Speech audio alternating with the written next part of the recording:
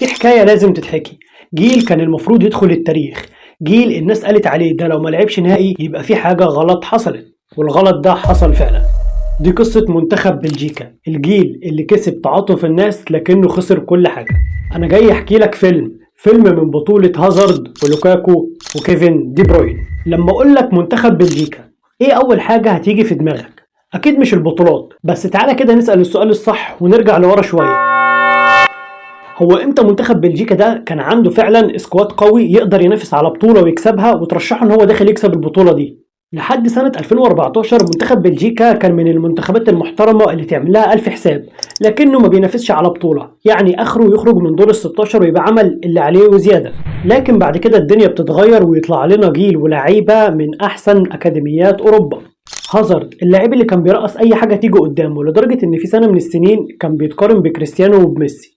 كورتوا في الحراسة، الجدار الحديدي اللي مفيش أي حاجة بتخترقه وكان مرعب للمهاجمين وقتها، وفيرتونخن وكومباني وأسامي تانية كتيرة في الدفاع كانت عاملة تقل للمنتخب جامد جدا. وطبعا المهاجم السفاح لوكاكو اللي ساعات انت ممكن وانت بتتفرج عليه تقول ده ناسي الكرة اصلا، واللعيب ده اللي عليه كلام كتير جدا في الفيديو بتاع النهارده. لكن السؤال يجي هنا، لو انت عندك السكواد بالتقل ده او عندك سكواد فيه لعيبه تقدر تنافس وتجيب لك بطوله، ليه منتخب بلجيكا ما كسبش ولا بطوله؟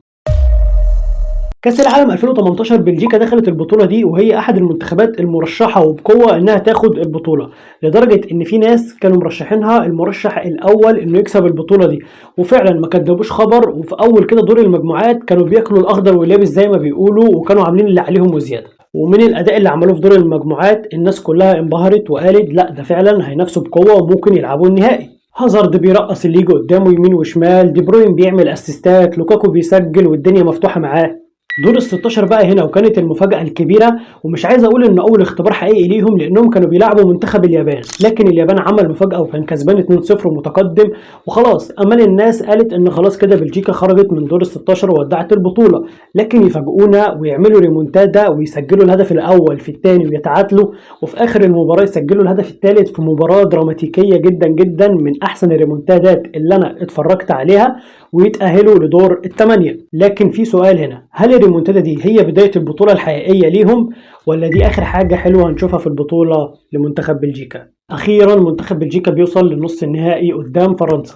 فرنسا كانوا نازلين الماتش ده وقال لك احنا مش جايين نلعب كرة، احنا جايين نكسب من الآخر. ركنية تتلعب، فرنسا تسجل الهدف الأول وحرفيا يناموا عليه بلغة الكرة طول المباراة، وقاعدين يتفرجوا على بلجيكا وهي بتحاول على المرمى لكن بدون أي جدوى وبدون أي تسجيل أهداف. بعد المباراة اللي خسر فيها بلجيكا دي وخرج من كأس العالم وودع البطولة، الناس كلها اتأكدت إن بلجيكا عنده كل حاجة وكل العناصر إلا حاجة واحدة، وهي شخصية البطل. طيب لو جينا كده نراجع على الأسباب أو نشوف كل واحد هل عمل اللي عليه وزيادة في المنتخب ده ولا لأ، ونبدأ معانا بالمدرب بتاعهم روبرت مارتينيز. المدرب ده في ناس كتير اختلفت عليه وقالت انه قوي وقالت انه على قده وبيحب اللعيبه وبيكره اللعيبه، لكن الحاجه الوحيده اللي كلنا متفقين عليها انه كان مدرب عنيد. يعني في خطه اللي هي 3-4-3 دي كان مصمم انه يلعب بيها قدام اي فرق، قدام اي منتخب كبير منتخب قليل، دي طريقه لعبه وما بيغيرهاش. ممكن الناس تشوف ان دي ايجابيات وممكن الناس تشوف دي سلبيات، بس في وجهة نظرك هل بلجيكا كانوا يستحقوا مدرب اكبر من ده، او مدرب مجنون ومتهور وعنده شخصية ان هو يهاجم منتخبات تقيلة ويعمل قصادهم نتائج كويسة؟ طيب النجوم نفسهم اللي اتكلمنا عليهم في اول الحلقة، هازارد من بعد كاس العالم وهو غالبا اتوفى، محدش يعرف عنه حاجة، راح ريال مدريد، دخل في دوامة الإصابات اللي انتوا عارفينها، وبعدها اعتزل في 2023 واللاعب اختفى تماما. كيفن دي بروين مع مانشستر سيتي مستواه ممكن تقول عليه ثابت، لكن دايما بيحتاج زقة، بيحتاج اللي يكمله. لوكاكو بقى اللي دخل في مرحلة توهان واللي هو كأنه بيقول لنفسه أنا مش عارف أنا بعمل إيه أو إيه اللي جابني هنا. بس تفتكروا لوكاكو ده كان نقطة إيجابية مع منتخب بلجيكا ولا كان نقطة سلبية؟ يعني لو كان معاهم مهاجم غير لوكاكو هل ممكن يكسبوا بطولة؟ الإعلام والجمهور كان ليه تأثير كبير جدا على منتخب بلجيكا وبالسلب مش بالإيجاب. ده وجهة نظري وتعالى هقولك إزاي. لما كل بطولة تبدأ ويكونوا مرشحين إن منتخب بلجيكا هو الفايز بالبطولة دي أو حتى إنه هيلعب ويوصل للنهائي، ده بيحط ضغط على اللعيبة دي بتنزل في الملعب عليها ضغط كبير جدا جدا وما بتعرفش تعمل حاجة بسبب كده. وتقريبا المثال ده احنا بنشوفه مع منتخب كبير زي البرتغال بتبقى نازلة واخدة كل الثقة إن هم هياخدوا البطولة دي، وفي الآخر بينزلوا الملعب بيلاقوا الموضوع صعب. طيب تعالوا نشوف بقى البطولات اللي دخلوا فيها من بعد 2018 يمكن احنا ظالمينهم. بعدها من اهم البطولات اللي لعبوها بطولة يورو 2020 وخرجوا قدام ايطاليا، وكان ممكن يكسبوا الماتش ده ويعدوه لكن خرجوا منه. وبرضه الضغط الاعلامي كان ليه دور كبير جدا. في 2022 بقى في بعض الناس حطت امل على بلجيكا ان هم يوصلوا لمراكز متقدمة، مش هقولك ان هم ياخدوا البطولة، لكن الصدمة هنا ان المنتخب ده خرج من دور المجموعات. اه زي ما انت سمعت كده، خرجوا من دور المجموعات. بعد ما خرجوا من دور المجموعات خلاص الناس كلها اتأكدت واحنا اتأكدنا ان المنتخب ده مفيش فيه امل وخلاص راحت عليهم. سؤال بقى للناس اللي بيتفرجوا علينا وبيتابعوا نلعبها صايمة، هل المنتخب ده كان فعلا يستحق بطولة ولا انتوا شايفينه انه اوفر ريتد والحلقة دي عموما ملهاش لازمة؟